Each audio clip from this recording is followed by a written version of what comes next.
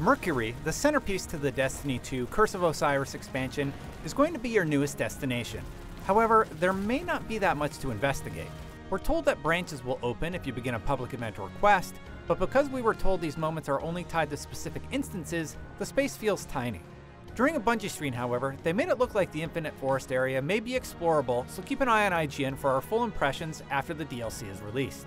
I wish I could give you a better impression, but because our explorable space was so small and only had one new public event and one lost sector, which I hadn't found, I was left feeling like Mercury was light on activities. Regardless, here's what I can talk about. The public event is pretty straightforward. You kill some Vex enemies and slam orbs that fall out of them into a receptacle. Then you catapult to two of the side islands and do it again before returning to the middle and finishing off a final boss. The heroic mode was triggered by a few players accidentally, but I'll leave that part for you to discover for yourself.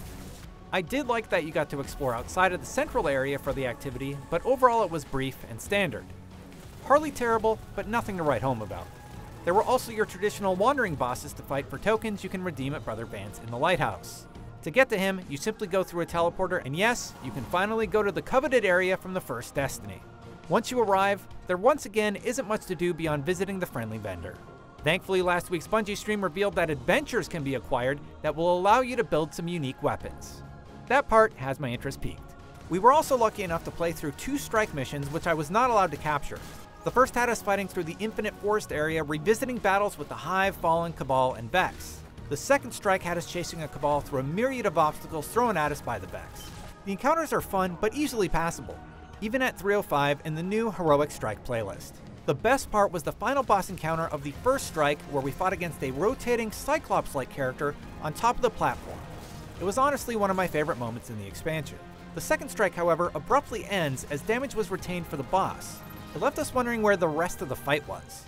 And I did want to briefly call out that these are both ripped straight out of the campaign, which I found very disappointing. When asked why the strikes were presented this way, Destiny 2 Osiris director Sam Jones said, "We wanted to be able to put that front and center and try to ensure that most people could access that content and see it as part of the mainstream campaign. As a fan, I humbly ask that next time the strikes are kept separate and unique." Overall, the content is still feeling pretty light.